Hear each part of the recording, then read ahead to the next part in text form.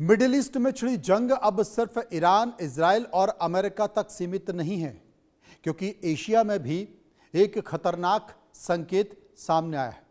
उत्तर Korea के तानाशाह Kim Jong उन्होंने अपने परमाणु हथियारों से लैस युद्धपोत को तैयार कर लिया है। लगातार 2 दिनों तक उन्होंने खुद इसका निरीक्षण किया है और क्रूज मिसाइल परीक्षण भी देखा है।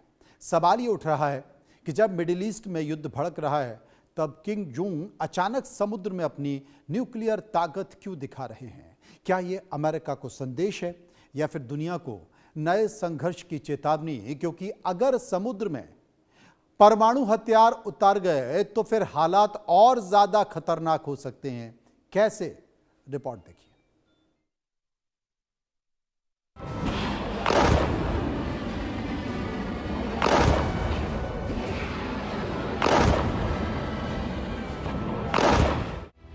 मिडिल ईस्ट में जंग, किम का परमाणु जहाज बदलेगा युद्ध का रंग, समंदर में वॉर की नई तैयारी। मिडिल ईस्ट में युद्ध की आग जल रही है और इसी बीच उत्तर कोरिया ने दुनिया का ध्यान अपनी ओर खींच लिया। किम जोंग उन ने अपने नए परमाणु युद्धपोत की युद्ध तैयारियों का निरीक्षण किया। जानकारी के मुताबिक ये 5000 टन का भारी विध्वंसक युद्धपोत है जो आधुनिक मिसाइल सिस्टम से लैस है। इस जहाज से क्रूज मिसाइलों के परीक्षण भी किए गए, जिन्हें रणनीतिक हथियार बताया गया। विशेषज्ञों का मानना है ये सिर्फ सैन्य परीक्षण नहीं बल्कि शक्ति प्रदर्शन भी है। ऐसे समय में जब अमेरिका और उसके सहयोगी मध्य पूर्व में सक्रिय हैं, उत्तर कोरिया का ये कदम वैश्विक रणनीतिक समीकरणों को और जटिल बना सकता है। सवाल ये भी है कि क्या किम अपनी नौसैनिक बल को परमाणु ताकत से लैस करके समुद्री युद्ध की नई तैयारी कर रहे हैं? नया परमाणु विध्वंसक युद्धपोत समुद्री शक्ति का बड़ा प्रतीक बनकर उभरा है। लगातार 2 दिनों तक किम ने खुद निरीक्षण और हथियार परीक्षण देखे हैं। युद्धपोत से रणनीतिक क्रूज मिसाइलें दागे जाने का दावा किया गया।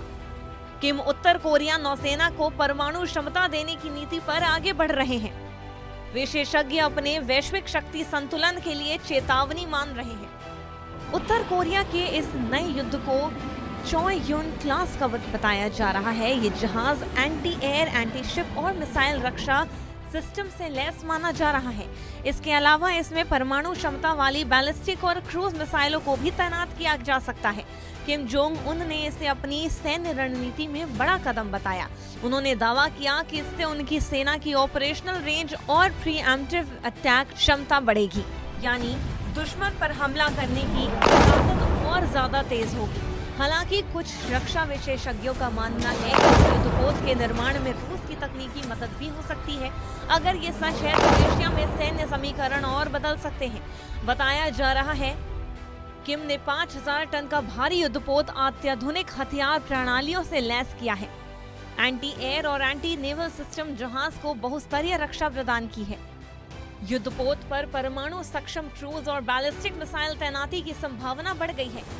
किम का मकसद लंबी दूरी के समुद्री अभियान चलाने की क्षमता को विकसित करना है।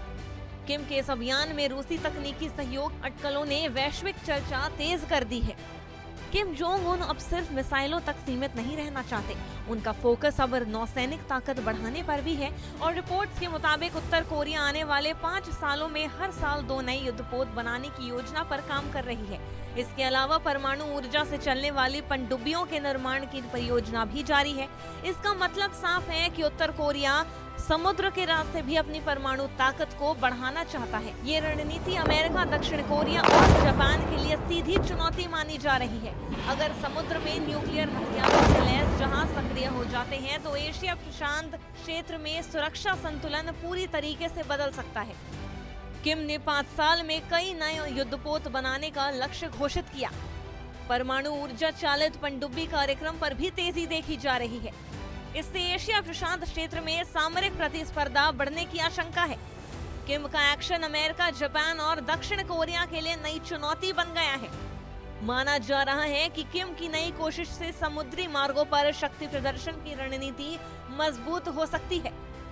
मिडिल ईस्ट में जंग पहले ही दुनिया को बेचैन कर चुकी है और अब उत्तर कोरिया की अगर बात की जाए तो परमाणु समुद्री तैयारियों ने नए सवाल खड़े कर दिए। किम जोंग उन की ये रणनीति सिर्फ सैन्य शक्ति बढ़ाने की कोशिश नहीं बल्कि वैश्विक राजनीति में अपनी मौजूदगी का भी ऐलान है।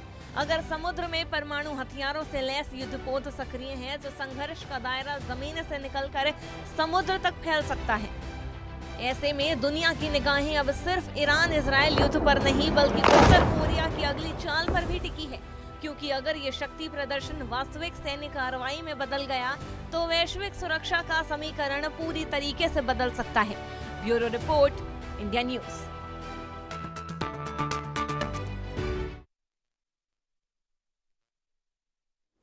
एक बड़ी खबर आ रही है, ईरान के तेहरान में भीषण बमबारी जारी है। ये तत्काल अभी खबर आ रही है क्योंकि ईरान युद्ध में मरने वालों का आंकड़ा अब और बढ़ गया है।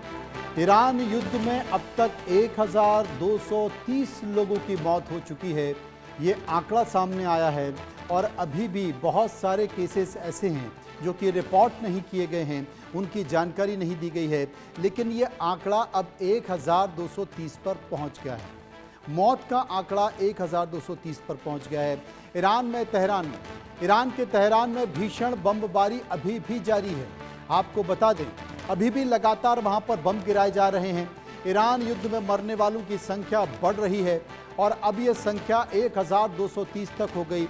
ऐसी बहुत सारे युद्ध गिरे हैं, ऐसे बहुत सारे बम गिरे हैं युद्ध में, जहां पर कि कई सारी इमारतें गिर गई हैं। अभी तक लोगों का रेस्क्यू नहीं किया गया है, लोगों को उस मलबे से नहीं निकाला गया है, लेकिन 1230 लोगों के मारे जाने की पुष्टि अभी तक हो चुकी है। 6 तस्वीरें आपके सामने दिखा रहा हूं। 6 तस्वीरें। पहली तस्वीर आप देख सकते हैं, IRGC जो कि कमांड सेंटर है, ये खुद की आयतुल्लाह खमनेई की खुद की सेना इसे कहा जा सकता है। ये खुद की धार्मिक सेना है, उसका ये कमांड सेंटर है जहां पर हमला किया गया है, जिसे तबाह करने की कोशिश की गई है। दूसरी तस्वीर आप देख सकते हैं इस्फहान की, जो कि परमाणु संवर्धन केंद्र है। अब जो परमाणु संवर्धन केंद्र है वहां पर भी हमले किए जा रहे हैं, उसे भी निशाना बनाया जा रहा है इजराइल और अमेरिका के जरिए। तीसरी तस्वीर में आपको दिखा रहा हूं, आप तीसरी तस्वीर देख सकते हैं, सैन्य बंदरगाह है बुशर में, उसको भी अटैक किया गया है, उस पर भी हमला किया गया है। चौथी तस्वीर केरमानशाह की, जहां पर मिसाइल लॉन्चिंग पैड है, केरमानशाह जहां पर कि मिसाइल लॉन्चिंग पैड है और इसको भी निशाना बनाया जा रहा है, जैसा कि तस्वीरों में आपको दिखाई दे रहा है। यहाँ पर भी इजराइल के कई लड़ाकू विमान विस्फोट कर रहे हैं, वो कभी मिसाइल के ज़रिए कर रहे हैं तो कभी ड्रोन के ज़रिए कर रहे हैं। और 5वीं तस्वीर आप देख सकते हैं तबरीज़ की, जो कि सेना का तेल डिपो है, जहाँ पर सेना के लिए, विमानों के लिए, गाड़ियों के लिए फ्यूल होता है, उसे भी निशाना बनाया गया है। तबरीज़ में तेल डिपो तबाह करने की कोशिश की गई है, क्योंकि जब अगर आर्मी को रसद नहीं मिल पाए तो वो कहाँ से एक्टिव रह पाएगी। और 6वीं तस्वीर आप देख सकते हैं खर्ग द्वीप की, जो कि एक रणनीतिक बंदरगाह है, यहाँ पर रणनीति बनाने की कोशिश की जा रही है।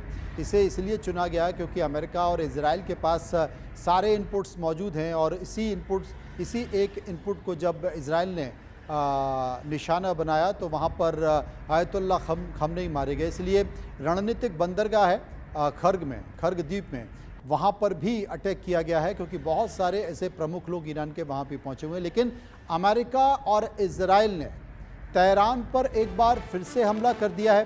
तेहरान के पास 2 मिसाइल दागी गई हैं और इन दोनों मिसाइल में अगर देखा जाए तो स्कूल भी इसकी जद में आ गया है।